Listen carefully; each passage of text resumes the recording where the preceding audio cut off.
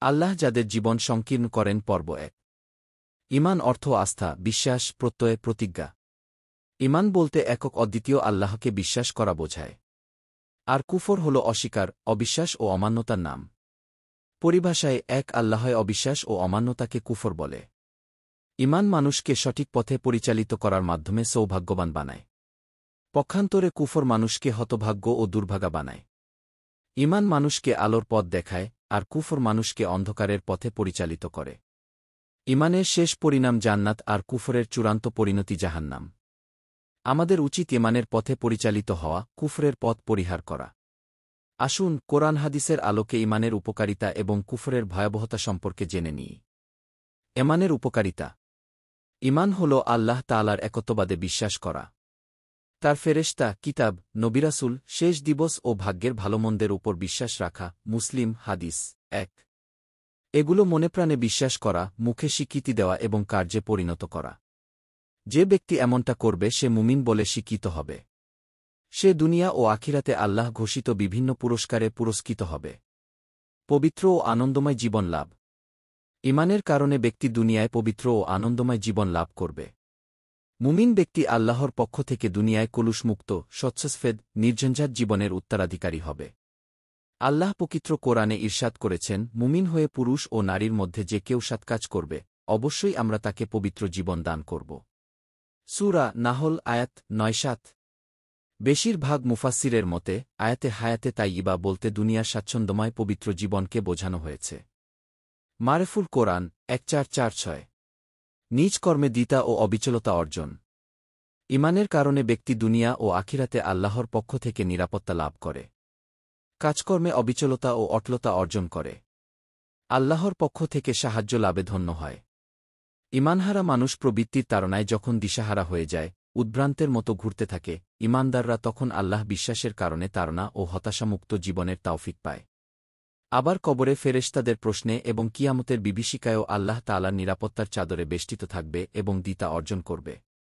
আল্লাহ তাআলা বলেছেন, যারা ঈমান এনেছে, আল্লাহ তাদের সুদী বাক্যের দ্বারা দুনিয়ার জীবনে ও আখিরাতে সুপ্রতিষ্ঠিত রাখবেন। সূরা ইব্রাহিম আয়াত ২-৭। দুনিয়ার জীবনে বরকত প্রাপ্তি। ঈমানের কারণে ব্যক্তি দুনিয়ার জীবনে বরকত লাভ করবে, প্রবৃদ্ধি অর্জন করবে। বরকত বলতে শুধু কোনো কিছুর আধিক্য বোঝায় না, বরকত হচ্ছে কোনো কিছু নিয়মিত থাকা। ঈমানের কারণে ব্যক্তি আসমান ও জমিনের বরকত লাভে ধন্য হয়। সঠিক সময়ে আসমান বৃষ্টি বর্ষণ করে আর জমিন থেকে মনপুত জিনিস উৎপন্ন হয়। সূরা আরাফের ৯-৬ নম্বর আয়াতে এসেছে, আর যদি সেই সব জনপদের অধিবাসীরা ঈমান আনত এবং তাকওয়া অবলম্বন করত তাহলে অবশ্যই আমরা তাদের জন্য আসমান ও জমিনের বরকতসমূহ উন্মুক্ত করে দিতাম। একমাত্র ঈমানের কারণে মানুষ দুনিয়া ও আখিরাতের এই বরকত পেতে পারে। আল্লাহর নিরাপত্তা লাভে ধন্য হওয়া। আল্লাহর নিরাপত্তাই প্রকৃত নিরাপত্তা। সেই ব্যক্তি ধন্য যে তা লাভ করবে। ঈমানদাররা দুনিয়া ও আখিরাতে আল্লাহ তাআলার আযাব, গজব, শাস্তি ও বিভীষিকা থেকে নিরাপত্তা লাভ করবে একমাত্র ঈমানের উপর অটল থাকার কারণে। আল্লাহ তাআলা বলেছেন, যারা ঈমান এনেছে এবং তাদের ঈমানকে জুলুম, শিরক দ্বারা কলুষিত করেনি, নিরাপত্তা তাদেরই জন্য এবং তারাই হিদায়াতপ্রাপ্ত।